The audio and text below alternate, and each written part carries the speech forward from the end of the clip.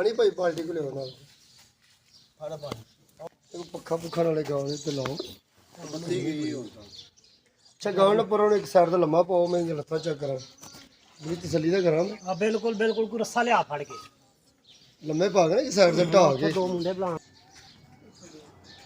ਨਾ ਭਾਈ ਜੀ ਟੀਕੇ ਦੀ ਗੱਲ ਕਰਨੀ ਤੁਸੀਂ ਤਾਂ ਸਰ ਤੁਹਾਡੀ ਬੜੀ ਮਿਹਰਬਾਨੀ ਤੁਸੀਂ ਬਹੁਤ ਵੇਖੋ ਜੀ ਵੀ ਤੁਹਾਡੀ ਨੇਕੀ ਜੀ ਤਾਂ ਹੀ ਹੱਥ ਫੜ ਜਾਂਦੇ ਆ ਤਾਂ ਨਹੀਂ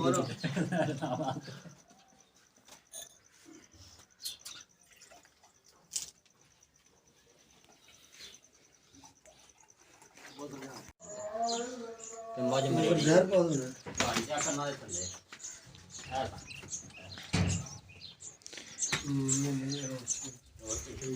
ਦੋ ਪਾਸੇ